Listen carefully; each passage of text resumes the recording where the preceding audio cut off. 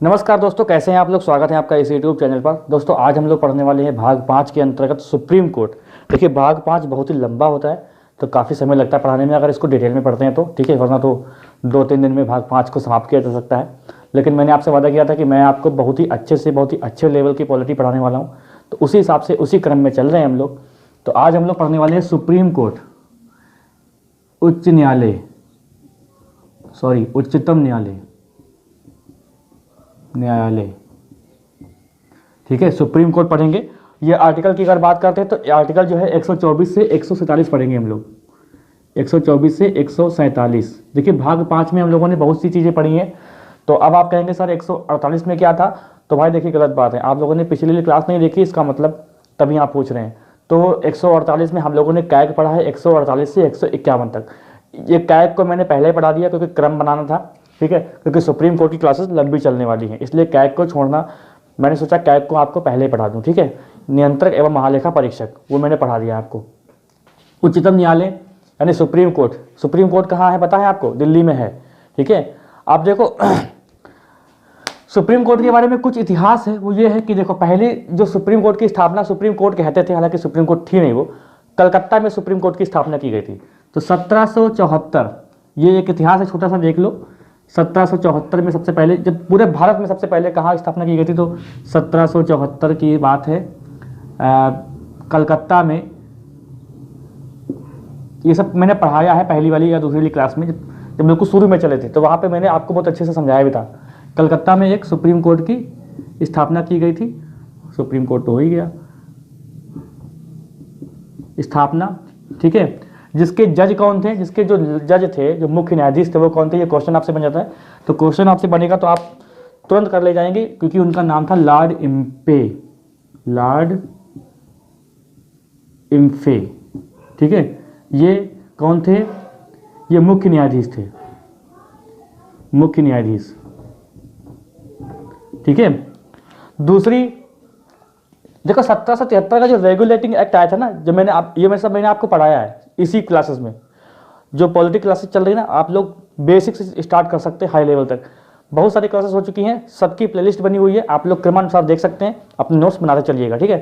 तो 1773 में regulating act आया था, उसके तहत 1774 में कलकत्ता में एक सुप्रीम कोर्ट की स्थापना की गई थी, इसके मुख्य न्यायाधीश थे लॉर्ड इम्फे, ठीक है। फिर इसके बाद क्या होता है कि जो 1935 का जो भारत शासन अधिनियम आता है ना 1935 में, तो वहां पर उसके 2 साल बाद 1937 में एक संघीय न्यायालय की स्थापना की गई थी दिल्ली में, ठीक है। तो लिख लेते हैं भाई 1937 में, ठीक है, संघीय न्यायालय की स्थापना, संघीय न्यायालय की स्थापना।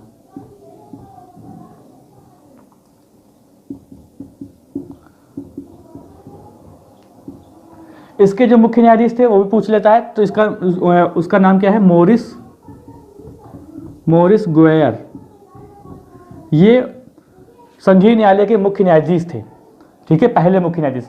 1935 के शासन, भारत शासन अधिनियम, देखिए छोड़ के मत जाइएगा वीडियो, बहुत ही अच्छे से बहुत ही डिटेल में पढ़ाने वाला हूं, तो इसमें तभी मैं कह रहा हूं कि इसकी क्लासेस लगेंगी ज़्यादा। ऐसा नहीं कि एक क्लास में इसको समझा दिया जाएगा। सुप्रीम कोर्ट हम लोग आराम से पढ़ेंगे क्योंकि अच्छा टॉपिक है और बहुत ही ये जानने योग्य है कि आप लोगों को भी पता होना चाहिए इसके बारे में, ठीक है, क्योंकि ये व्यवहारिक चीज़ें हैं जो हमें पता होना चाहिए। तो 1937 में संघीय न्यायालय की स्थापना थी। अब इसके बाद जो है 28 जनवरी, जो हमारी जो वर्तमान में जो है 28 जनवरी इसकी स्थापना कब हुई थी, 28 जनवरी 1950 सुप्रीम कोर्ट की स्थापना हुई थी दिल्ली में, ठीक है। सुप्रीम कोर्ट की स्थापना हुई थी, ठीक है। और इसके पहले जो मुख्य न्यायाधीश थे उनका नाम क्या था, प्रथम मुख्य न्यायाधीश का नाम क्या था भाई, प्रथम मुख्य न्यायाधीश यानी CJI, उनका नाम था HJ कानिया, ठीक है, कनिया होता है, कानिया भी था। हरिलाल जे कानिया बोलते हैं इनको, हरिलाल कानिया, ठीक है। या आपको किताब में लिखा दिखेगा हीरालाल जे कानिया, लेकिन हरिलाल जे कानिया ज़्यादा सही लगता है मुझे लगता है कि मैंने जहाँ तक पढ़ा है हरिलाल जे कानिया इनका नाम है पूरा, ठीक है। और वर्तमान में अगर बात करें तो वर्तमान में कौन है ये भी जान लो भाई। वर्तमान में 47वें जो मुख्य न्यायाधीश है उनका नाम क्या है, ये क्वेश्चन आपसे बन सकता है। तो उनका नाम है शरद अरविंद बोबड़े, शरद, ये बेसिक चीज़ें हैं जो आपको भी नोट भी करनी। अरविंद शरद अरविंद बोबड़े, बोबड़े नाम है इनका। इससे पहले कौन थे? रंजन गोगोई थे। ठीक है, तो ये 47वें है, ये आपको ध्यान रखना है, 47वें ध्यान रखना है आपको अच्छे से।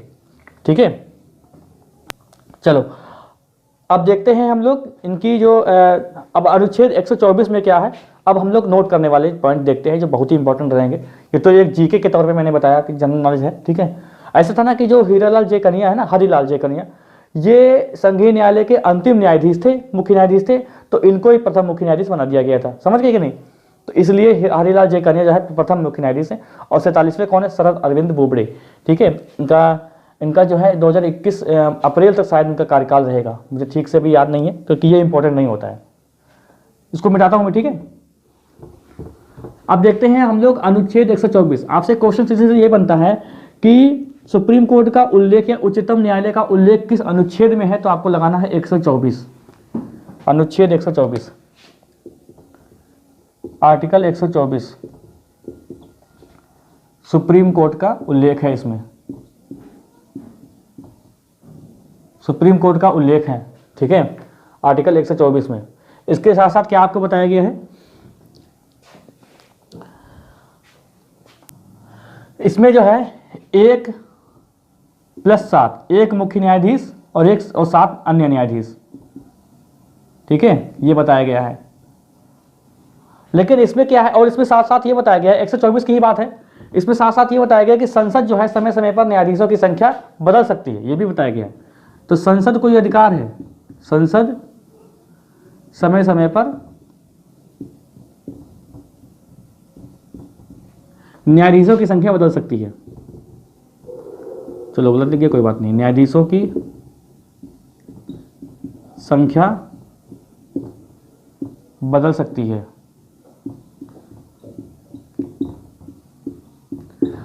जब संसद को न्यायाधीशों की संख्या बदलना होगा ना, तो कोई ये ऐसा नहीं है कि ये मतलब जो है संविधान संशोधन करना पड़ेगा, इनको साधारण ही विधेयक लाना पड़ेगा जो साधारण बहुमत से पास हो जाएगा लोकसभा राज्यसभा से, और अपना उसकी संख्या बदल जाएगी। तो संख्या इसकी परिवर्तित भी हुई है, तो वो संख्या परिवर्तित जो हुई है वो अच्छे एग्जाम में आपसे पूछा जा सकता है। तो सबसे पहले आपको लिखना है 1956 में सबसे पहले संख्या परिवर्तित की गई थी। अच्छा, क्वेश्चन आपसे ये बने कि 124 के अंतर्गत क्या सही है, तो आपको लगाना होगा 1+7 न्यायाधीश, ये वर्णन 124 में है। ठीक है, बदलने की बात अगर कहें तो अलग बात है कि 1956 में कितनी संख्या कर दी गई थी, उसके बाद 1907 में कितनी की गई थी। ठीक है, ये आपको ध्यान रखना है। तो देखो 1956 में ये संख्या कर दी गई थी 1+10। ठीक है, पहले 7 थी, फिर 1960 में ये संख्या परिवर्तित हुई, कर दी गई, मतलब एक मुख्य न्यायाधीश बाकी अन्य न्यायाधीश। ठीक है, ये कर दी गई थी 13। 1977 में क्या हुआ था, 1+17 की गई। फिर 1982 में क्या किया गया, 1+25, और फिर 2009 तक यही चलता रहा है। 2009 में क्या किया गया है, 2009 में बदला गया है, ये 82 नहीं 86 होगा। 2009 में क्या किया गया है, 1+30 किया गया। ठीक है, और फिर 2019 में फिर परिवर्तित हुई थी सीटें इसकी। अब अधिकतम संख्या कितनी हो सकती है न्यायाधीशों की, 1+33, यानी 34 संख्या हो सकती है। तो ये बदलाव हुए थे समय समय पर, संसद के ये बदलाव हुए हैं, तो ये आपको याद रखना है। ठीक है, ये आपको याद रखना। चलो ऐसे बना दो, डिजाइन बना दो, इसका आप स्क्रीनशॉट ले लो। 1956 में पहली बार संख्या बदली गई, 10 संख्या कर दी गई, टोटल 11, कुल 11 हो गई, फिर 14 हो गई, फिर जो है 18 हो गई, 26 हो गई, 31 हो गई, वर्तमान में 34 संख्या है। हालांकि इतने न्यायाधीश है नहीं, लेकिन इतने हो सकते हैं। ठीक है, तो ये बदला के 2019 में किया गया था। अच्छा, अब आते हैं इसके जो योग्यता होती है, योग्यता देख लेते हैं, बाद में नियुक्ति जो होती है, नियुक्ति में थोड़ा विवाद है, उसको मैं अच्छे से समझाऊंगा अभी। ठीक है, योग्यता क्या इसकी होती है,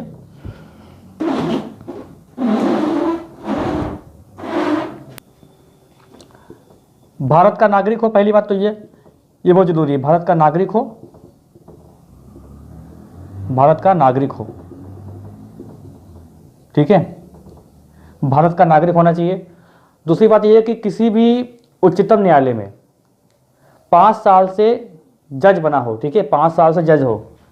तो पहला पॉइंट ये है। दूसरा पॉइंट ये है किसी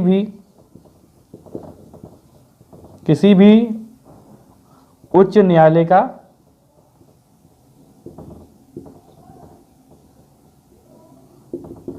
5 साल से न्यायाधीश हो। तीसरा पॉइंट ये कहता है कि अगर न्यायाधीश नहीं है तो किसी भी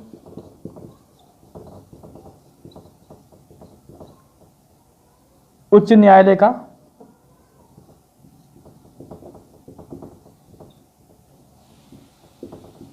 दस साल से वकालत कर रहा हो। ये देखिए, देखो मैं देख रहा है सही से, ठीक है, ठीक। तो और चौथा पॉइंट ये कहता है दोस्तों कि जो राष्ट्रपति की नज़र में जो बहुत बड़ा कानून का जानकार हो तो उसको भी नियुक्ति कर सकते हैं। अच्छा, यहाँ पर न्यायाधीशों की बात हो रही है, मुख्य न्यायाधीश की बात नहीं हो रही है, ठीक है, न्यायाधीश की बात हो रही है। जो सुप्रीम कोर्ट में जो न्यायाधीश होते हैं उनकी नियुक्ति कैसे होती है, उसकी योग्यता के बारे में बात हो रही है, ठीक है। और राष्ट्रपति, ये भी पॉइंट है कि राष्ट्रपति की नज़र में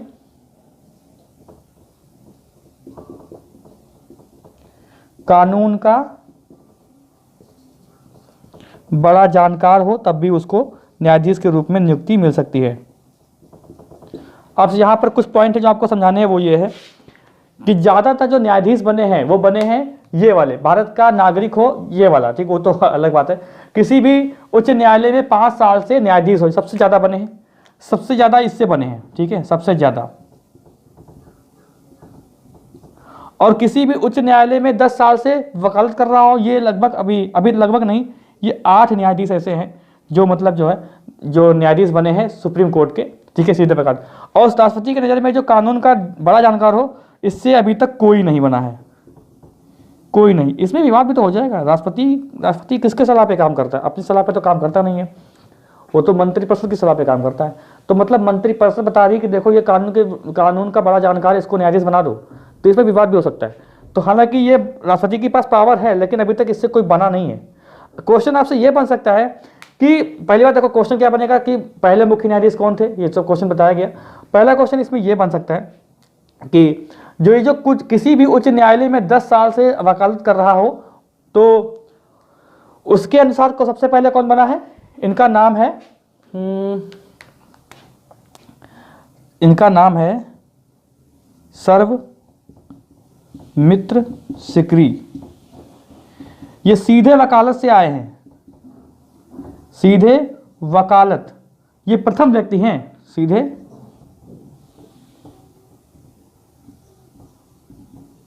वकालत से आए हैं, ठीक है। दूसरी बात है कि कुछ पॉइंट जो है यहाँ पे नोट करने हैं, वो ये है, दूसरा पॉइंट ये है, आपके पास नोट करके लिखो कि जो सुप्रीम कोर्ट की पहली या प्रथम महिला न्यायाधीश कौन है, ये आपसे क्वेश्चन बनता है, तो इसका नाम है, ठीक है, प्रथम महिला न्यायाधीश, ये क्वेश्चन बनता है। वो नाम है उनका मीरा साहिब फातिमा बीबी, मीरा साहिब फातिमा बीबी, ये नाम है इनका।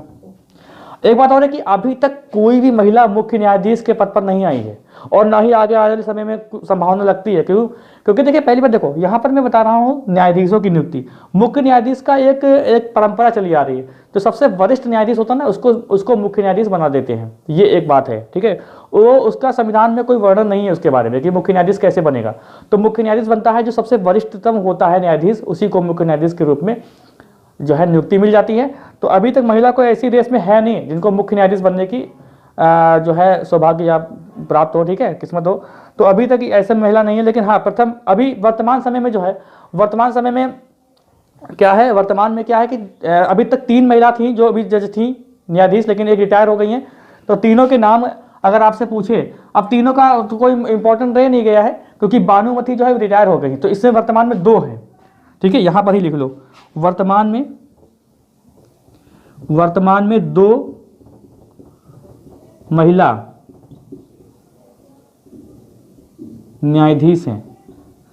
तो यह परंपरा की गई है कि मुख्य न्यायाधीश जो है सबसे वरिष्ठतम न्यायाधीश होता है, बस ये परंपरा है। बाकी न्यायाधीशों की नियुक्ति इनके हिसाब से होती है, मतलब योग्यता ये है, ठीक है। ठीक है। अभी नियुक्ति पढ़ाऊंगा तो आपको बताऊंगा अच्छे से कैसे नियुक्ति होती है इनकी। तो ये अब इनके नाम याद रख लो 2 महिला। एक तो देखो, एक है इंदु मल्होत्रा, एक है इंदु मल्होत्रा, वर्तमान में है ये, और दूसरी है इंदिरा बनर्जी। भानुमति रिटायर हो गई हैं, 19 जुलाई को शायद रिटायर हुई थी 2020 में, और इनका शायद इन दोनों का कार्यकाल एक 21 में है, एक 23 में है, ठीक है। तो अभी इनका कार्यकाल चलेगा। तो इस समय वर्तमान में 2 महिला हैं जो इस समय न्यायाधीश हैं वर्तमान में, ठीक है। तो इतना सारा आप इन सभी का स्क्रीनशॉट लो पूरा। चलिए, तो योग्यता आपको समझ में आ गई। अब आते हैं हम लोग नियुक्ति पर। अब ये आर्टिकल 124 में ही है नियुक्ति, बाकी हम लोग आर्टिकल आगे पढ़ेंगे अभी जो नेक्स्ट क्लास आएगी, ठीक है।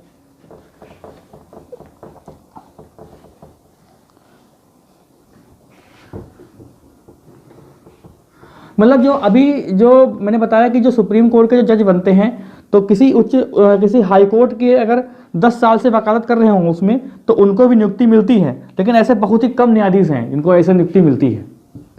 बाकी उससे अगर जो जज होते हैं ना 5 साल तक, उनको नियुक्ति मिलती है।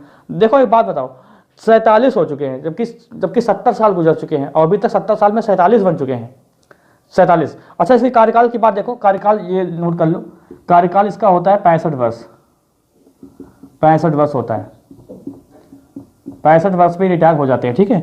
यहाँ पर देखो कि 70 साल हो गए हैं, 70 साल होने वाले हैं, हो गए हैं लगभग। तो 1950 में सुप्रीम कोर्ट बना था, ठीक है, और 20 चल रहा है, 70 साल हो गए हैं, है ना। हाँ, 70 साल हो गए। तो आप सोचो कि 47 मुख्य न्यायाधीश हो चुके हैं। तो 47 मुख्य न्यायाधीश इसलिए हो सकते हैं क्योंकि आते आते बहुत ही ज़्यादा उम्र के हो जाते हैं ये। भाई 5 साल तक तो ये जज होते हैं हाई कोर्ट में, या 10 साल से तो वकालत ही कर रहे होते हैं। मिनिमम एज की बात नहीं कही गई है, लेकिन अधिकतम जो है 65 वर्ष की आयु में ही ये रिटायर हो जाएंगे। तो किसी का कार्यकाल 1 साल का, किसी का 1.5 साल का, किसी का 2 साल का, ऐसे कार्यकाल होते हैं, किसी का 138। ये जो शरद अरविंद बोबड़े ये 2021 में रिटायर हो जाएंगे, ठीक है। तो ऐसे ही समझो, इसीलिए 47 मुख्य न्यायाधीश हो चुके हैं। और इनके बाद सबसे जो वरिष्ठतम हो गए ना, उनकी नियुक्ति होती है मुख्य न्यायाधीश के रूप में, ठीक है। इसीलिए 47 होते हैं। आपके दिमाग में आ रहा होगा कि सर 47 मुख्य न्यायाधीश हो चुके हैं अभी तक, और 70 साल में अगर 5-5 साल देखा जाए या 6-6 वर्ष देखा जाए तो बहुत ही कम होने चाहिए थे। लेकिन क्या है कि ये कहीं 62 वर्ष पे आ रहे हैं, कहीं 63 वर्ष पे आ रहे हैं, तो ऐसे ही आते हैं। इसीलिए इनका कार्यकाल जो होता है कम ही होता है। ये 65 वर्ष अधिकतम रह सकते हैं, फिर रिटायर हो जाएंगे ये, ठीक है, मुख्य न्यायाधीश के तौर पर। तो कार्यकाल 65 वर्ष का है इनका, ध्यान रखिएगा। ये मुख्य न्यायाधीश की बात हो रही है, ठीक है, मतलब मुख्य न्यायाधीश दोनों की बात हो रही है। अब आते हैं हम लोग नियुक्ति पर। नियुक्ति पर आओ, नियुक्ति में आएगा मजा आपको। नियुक्ति, अरे अब आर्टिकल 124 में यह भी बताया गया कि नियुक्ति कैसे होगी। आर्टिकल 124 में बताया गया है नियुक्ति कैसे होगी, किनको नियुक्ति कैसे मिलेगी। यार न्यायाधीश बन, योग्यता तो इनके पास है, ऐसे तो बहुत लोग हो जाएंगे, तो क्या सबको न्यायाधीश बना दिया जाएगा। तो नियुक्ति जो है वो कैसे होती है। तो पहले जो आर्टिकल 124 में क्या कहा गया है ये समझो। आर्टिकल 124 में ये कहा गया है कि जो हाई कोर्ट है, हाई कोर्ट के जज और सुप्रीम कोर्ट के जज, इनके परामर्श के अनुसार राष्ट्रपति जो है न्यायाधीश नियुक्ति करते हैं। हालांकि साथ में जो चीफ जस्टिस ऑफ इंडिया है उसकी भी सलाह होना जरूरी है, ठीक है। ये चीज 124 में कहा गया। अगर आपसे क्वेश्चन बने कि कैसे कहा गया, तो इस हिसाब से कहा गया है, ठीक है। तो आर्टिकल 124 में क्या कहा गया है कि हाई कोर्ट और सुप्रीम कोर्ट के जज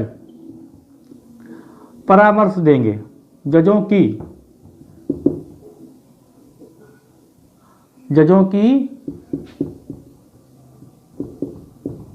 परामर्श पर राष्ट्रपति न्यायाधीश नियुक्त करेंगे।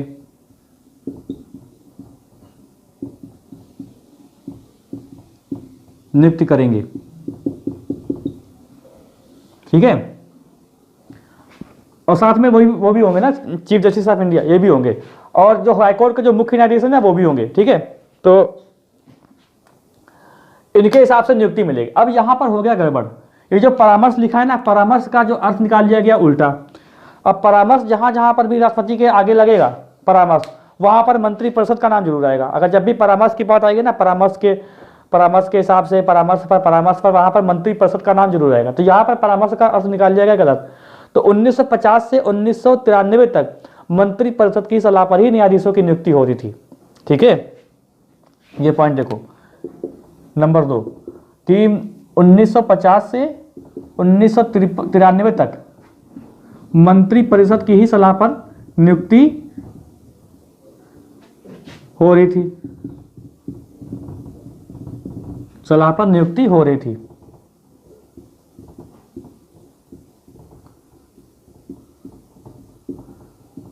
थी। अब आपके दिमाग में आएगा कि सर 1950 से 1993 तक तो मंत्रिपरिषद की सलाह पर नियुक्ति हो रही थी, क्योंकि ये परामर्श का नाम ही गलत, परामर्श का अर्थ गलत निकाल लिया गया था। ठीक है, इसके बाद क्या हुआ था, अब आपको 4 केस याद रखने हैं, 4 जजेस केस। ठीक है, 4 जजों का मामला, क्या बोलते हैं, हाँ 4 जज का मामला, मतलब 4 जजेस केस। ठीक है, तो ये आपको इंपॉर्टेंट है, ये आपको मैं बताने वाला हूँ कि कौन कौन से। तो अभी आपके दिमाग में आ रहा होगा कि आगे कैसे हो रहा है, तो आगे ही बहुत इंटरेस्टिंग कहानी है। देखो अभी क्या हुआ कि एक केस आया, अभी आपको केस पढ़ने हैं। केस एसपी गुप्ता बनाम या वर्सेस भारत संघ, 1982 की बात है ये। इसको बोलते हैं फर्स्ट जजेस केस, फर्स्ट जजेस केस, 1982 की बात है ये। इसमें क्या होता कि जो राष्ट्रपति जो थे उन्होंने बहुत से हाई कोर्ट के जो जज है जिनका ट्रांसफ़र कर दिया था इधर उधर, बिना किसी जजों की सलाह के बिना। तो इस पे केस कर दिया गया था, एसपी गुप्ता बनाम भारत संघ। ये पहला केस है जो सुप्रीम कोर्ट के मामले में आता है, तो जज के मामले में आता है। ठीक है, तो सुप्रीम कोर्ट एसपी गुप्ता बनाम भारत संघ केस आया 1982 में, जिसमें ये कहा गया कि हाँ, सुप्रीम कोर्ट ने कहा, जज ने कहा कि हाँ भाई ये तो गलत बात है, सबका ट्रांसफर कर दिया गया। और एक बात कही उन्होंने कि जो आप नियुक्ति कर रहे हैं ना जजों की, ये भी अच्छे तरीके से नहीं हो रही है, इसमें भी गलत तरीका है। हालांकि ये बात पे जो है इस बात को दबा दिया गया, और 1982 से 1993 तक ये बात दबी रही। उसके बाद एक केस और आता है, ये फर्स्ट केस हो गया। उसके बाद एक केस और आता है, वो आता है ये कि सुप्रीम कोर्ट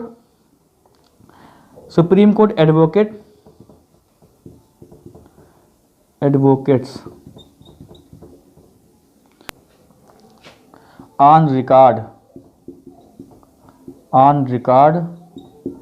एसोसिएशन, ठीक है, एसोसिएशन।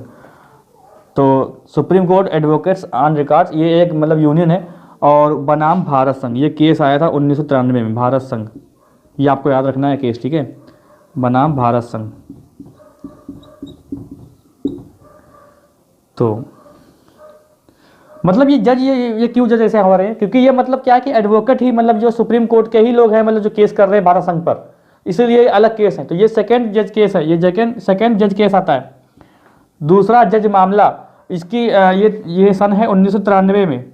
ठीक है, इसमें ये कहा गया था कि आप लोग जो जजों की नियुक्ति दे रहे हैं ना, भारत संघ से कहा था ये गलत तरीका है। इसके लिए क्या था, एक चैलेंज कर दिया था, सुप्रीम कोर्ट ने चैलेंज कर दिया था, सुप्रीम कोर्ट ने खुद चैलेंज कर दिया था। ठीक है, तो यहाँ पर ये बात जब सामने आई, तो इसके बाद क्या किया गया कि एक कॉलेजियम सिस्टम लाया गया, कॉलेजियम सिस्टम। तो इसके बाद क्या हुआ, 1993 में क्या हुआ, कॉलेजियम सिस्टम आया, कॉलेजियम सिस्टम आया। कॉलेजियम सिस्टम क्या था, इसमें 1+4, कुल 5 लोग थे। अब 1+4 मतलब क्या, 4 सदस्य, 1 अध्यक्ष। अध्यक्ष कौन होता था, मुख्य न्यायाधीश। अब यही चार लोग जो है करेंगे मुख्य न्यायाधीशों की नियुक्ति। अब ये जब बात हुई, कहा कि भाई ठीक है, तो इसके लिए क्या हुआ, संवैधानिक पीठ बिठाई गई।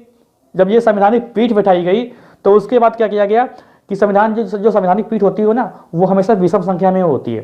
जैसे 5 हो गई, 7 हो गई, 9 हो गई, 11 हो गई, 13 हो गई। क्यों? क्योंकि जब कभी वोटिंग हो ना उस पर, तो मतलब टाई ना हो। जैसे कि 4 अगर सदस्यों की पीठ है तो 2 लोग वोट करें, 2 लोग नहीं करें, तब टाई हो जाएगा।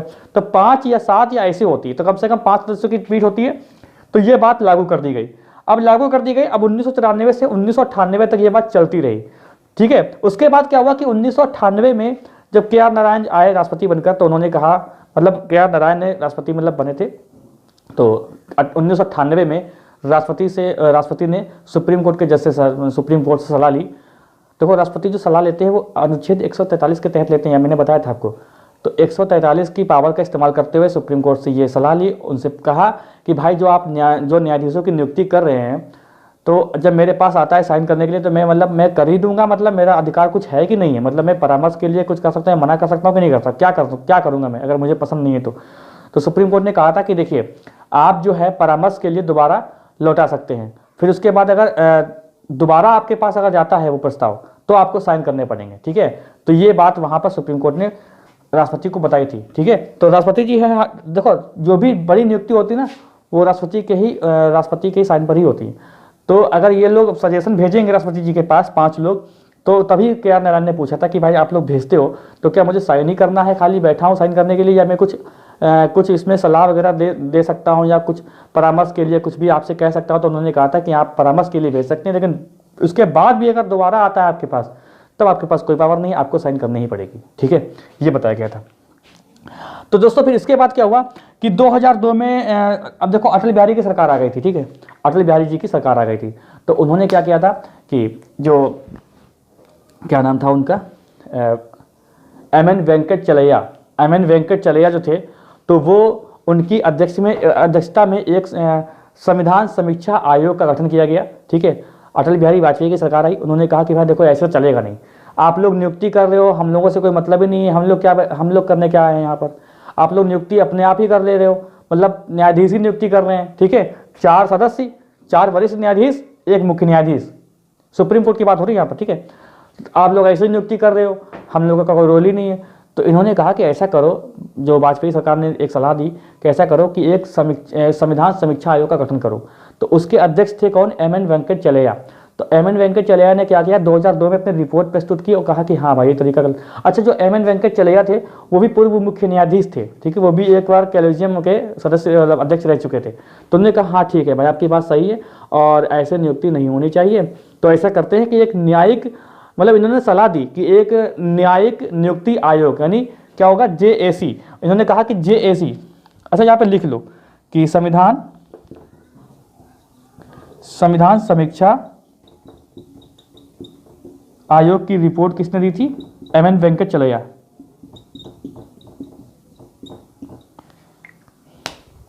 थोड़ा नीचे लिखो इसको,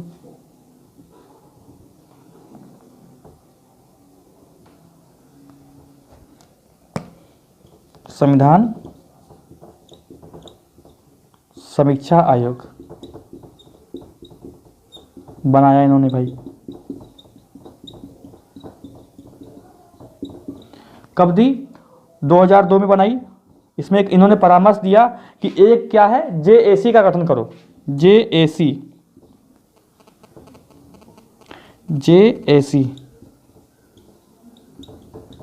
गठन का परामर्श। ठीक है, इसमें थोड़ी इंक डाली है। तो JAC का परामर्श दिया इन्होंने, और 2002 से 2012 तक इस पर कोई चर्चा नहीं हुई, ठंडे बस्ते में चला गया, रिपोर्ट वगैरह कुछ नहीं हुई। उसके बाद 2013 में क्या हुआ कि 2013 में भाई कांग्रेस सरकार जागी, उन्होंने कहा हाँ यार ये तो कुछ करना था हम लोगों को इसके लिए, और ये सही भी है। तो उन्होंने क्या किया, लोकसभा में विधेयक लाए इसके लिए, लोकसभा में हो गया फेल, लोकसभा में फेल हो गया विधेयक, बात खराब हो गई। ठीक है, उसके बाद 2014 में जब मोदी सरकार आई थी ना, तो उन्होंने भी इसके लिए विधेयक लाया, और देखो सर्वसम्मत से लोकसभा में पास हो गया था, सर्वसम्मत से लोकसभा में पास हो गया, सर्वसम्मत से राज्यसभा में पास हो गया। बस एक व्यक्ति थे, ठीक है, जेठमलानी जी वकील थे, वो उन्होंने इसका विरोध किया था, बाकी सब लोगों ने इस पे जो है सहमति दिखाई थी। अब देखो लोकसभा से पास, राज्यसभा से पास, लेकिन कुछ संविधान संशोधन ऐसे होते हैं, अब 124 में संविधान संशोधन होना था ना, तो क्या हुआ कि ये बड़ा था, तो जो हमारे राज्य है ना, उन राज्यों से भी सहमति मिलना जरूरी थी। तो कम से कम 50% राज्य थे जो सहमति दिए थे, तो इसके लिए मतलब क्या कानून बनने बिल्कुल तैयार हो गया था। ठीक है, तो यहाँ पर समझो, यहाँ पर मैं जो बातें बता रहा हूँ ये आपके एग्जाम में पूछी जाएंगी, हर चीज़ में बोर्ड पे लिखूंगा तो बहुत लंबी क्लास हो जाएगी। ठीक है, तो क्या हुआ, हाथ से सुन लो। देखो जो एम एन वेंकट चलैया जो हैं, ये पूर्व मुख्य न्यायाधीश थे, और इन्होंने 2002 में अपनी रिपोर्ट बनाई, कहा कि हाँ भाई आप JAC का गठन करो, ये सही तरीका नहीं है। इसमें अब JAC का गठन किया क्या था, इसमें बताता हूँ मैं भी आगे। ठीक है, जेएसी गठन में यह था कि कुछ जो है 50-50 कर लो, कुछ न्यायाधीश हो जाएंगे, कुछ सरकार के लोग हो जाएंगे, ये बात इसमें कही गई थी। ठीक है, तो ये बात मतलब इसमें क्या हुआ कि कोई भी इसमें जो है आगे कार्य नहीं हुआ। 2013 की बात है, मतलब 2002 से 2013 तक कुछ हुआ ही नहीं। 2013 में इन्होंने लोकसभा में बिल लाए, ठीक है, लोकसभा में जो बिल आया वो फेल हो गया, वो पारित नहीं हुआ, सरकार गिर गई। उसके बाद मोदी सरकार आई, मोदी सरकार ने ये काम किया और लोकसभा में पास हो गया, राज्यसभा में पास हो गया और 50% जो स्टेट है ना वहाँ से भी पास हो गया। अब ये कानून बन गया, अब ये हो गया संविधान संशोधन। तो 99वां संविधान संशोधन हुआ था। ठीक है, बता रहा हूँ अभी, ठीक है, इसको रफ किया जाए पहले। 99 संविधान संशोधन हुआ, तो 124 में संविधान संशोधन किया गया और 99वें संविधान संशोधन हुआ जिसमें 3 अनुच्छेद बनाए गए नए। तो 99 संविधान संशोधन,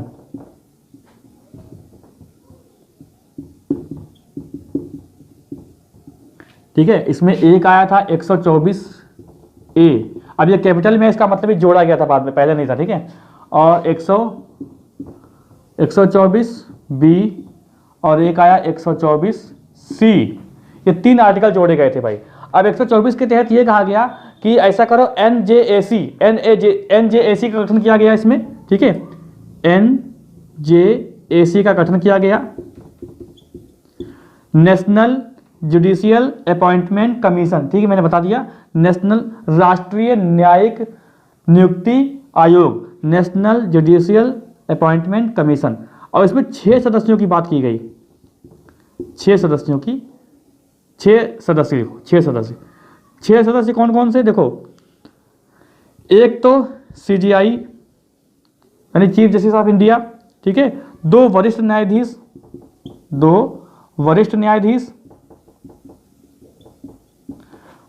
एक कानूनी सलाहकार, एक कानून मंत्री और 2 व्यक्ति ऐसे होंगे जो राष्ट्रपति जिसको चाहे उसको नियुक्त कर दे। ठीक है, राष्ट्रपति द्वारा नियुक्ति, 2 व्यक्ति। तो कितना हो गया, 1 2 3 4 2 6, तो 6 सदस्यों का गठन हो गया। एक चीफ जस्टिस, अब यहाँ पे देखो बराबर हो गए, 2, एक तो कानून मंत्री हो गया और राष्ट्रपति जिसको नियुक्त करेंगे। अब राष्ट्रपति नियुक्त करेंगे, कैसे नियुक्त करेंगे, राष्ट्रपति के पास इतना विवेक नहीं होता है, वो मंत्री परिषद की सलाह पर ही तो नियुक्त करेंगे। जब राष्ट्रपति की नियुक्ति करने वाली बात आ जाएगी तो किसकी सलाह पर करेंगे, मंत्री परिषद की सलाह पर करेंगे ना। तो 3 सरकार के हो गए और 2 न्यायाधीश हो गए, ये बात हुई। 124 में ये कहा गया है जो कार्य हैं, जो NJAC के जो कार्य है, कार्यों का उल्लेख, मतलब क्या हुआ, रिटायर कैसे करना है, कहाँ ट्रांसफर करना है। ठीक है, तो वो सब ये कार्य देखेंगे। और 124 में ये कहा गया कि इसके तहत जो है संसद जो है कानून बना सकती है, संसद कानून बना सकती है, मतलब सर्वसम्मति से पास हो गया था ये कानून। तो ये चीजें आपके सामने आई यहाँ पर। ठीक है, अब देखो क्या हुआ, इसको कर दिया गया दोस्तों चैलेंज।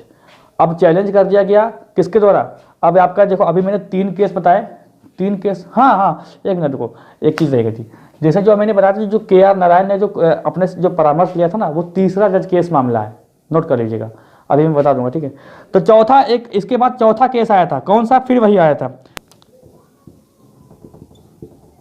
एडवोकेट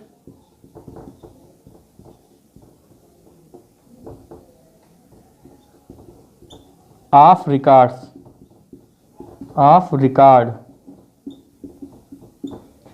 ठीक है, और वर्सेस भारत संघ पर फिर से चुनौती दे दी गई। अब यहां पर संविधान संशोधन हुआ है सर्वसम्मति से, अब इसको चुनौती दे दी गई है कि भैया नहीं, यह तरीका गलत है। अब गलत क्या है भाई, देखो ऐसा था, अभी बताता हूं मैं। तो इसमें क्या हुआ कि जब ये चैलेंज किया गया, तब क्या हुआ कि जो अब इसके लिए क्या हुआ, एक पीठ तैयार की गई, संवैधानिक पीठ तैयार की गई, जिसमें जो मुख्य न्यायाधीश थे उस समय, उनको और वरिष्ठ जो 4 सदस्य थे उनको शामिल नहीं किया गया। क्यों, क्योंकि वो पक्षपात कर सकते थे, क्योंकि वो तो कॉलेजियम सिस्टम के सदस्य थे ना 4 लोग। तो उनको छोड़कर एक थे JS केहर। ठीक है, इसके बाद देखो लिखा क्या है, JS केहर, की अध्यक्षता में संवैधानिक पीठ का गठन किया गया।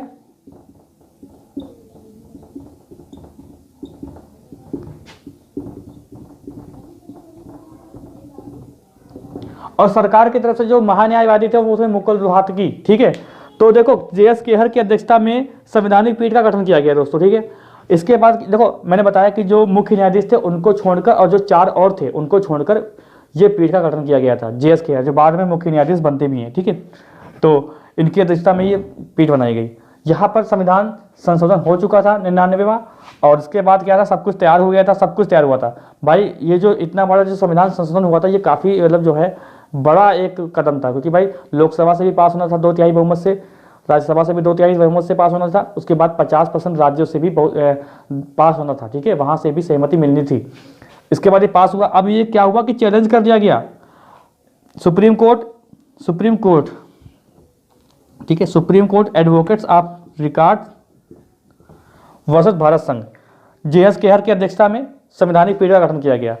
अब यहाँ पर हुई बहस, मुकुल रोहतगी पहुंचे, कहा कि भाई इसको चुनौती कैसे दीजिए, मतलब जब क्या हुआ कि जब सबके सम्मति से, जबकि सहमति से संवैधानिक संशोधन हुआ है, ठीक है, तो इसमें आप चुनौती कैसे दे सकते हैं, कि ये बात कही गई। तो ये इसमें हुई बहस में दोस्तों ये कहा गया कि जैसे कहा यह गया, अब इसको हल्का सा साफ करते हैं फिर आपको बताता हूँ कहानी, ठीक है, क्योंकि हल्का सा गंदा लग रहा है।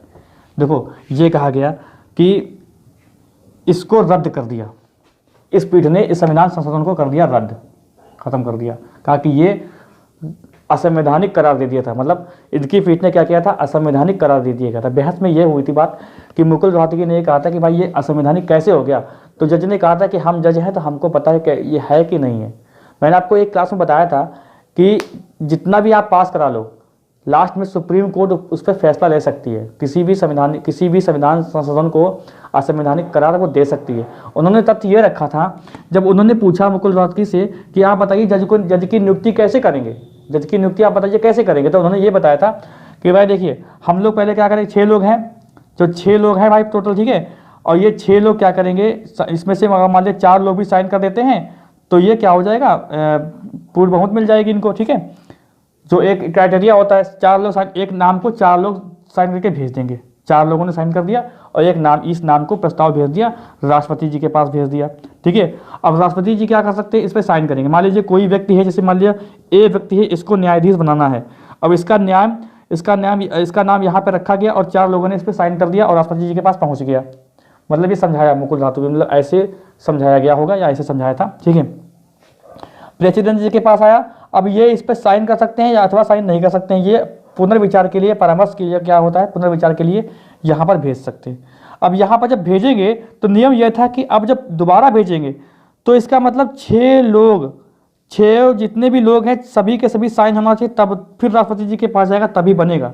तो इनका सवाल, इनका एक तथ्य ये था, जो मुख्य न्यायाधीश थे उस समय, मतलब जो पीठ का जो अध्यक्ष थे JS खेहर, तो उन्होंने ये कहा कि भाई बताइए, मान लीजिए ए व्यक्ति है और 3 हैं, 3 तो इनके ये हो गए, कौन सदस्य हो गए, एक CGI, एक वरिष्ठ और 2 वरिष्ठ न्यायाधीश, और इसमें 4, एक चलो इनका हो गया, 4 लोगों ने साइन कर दिया।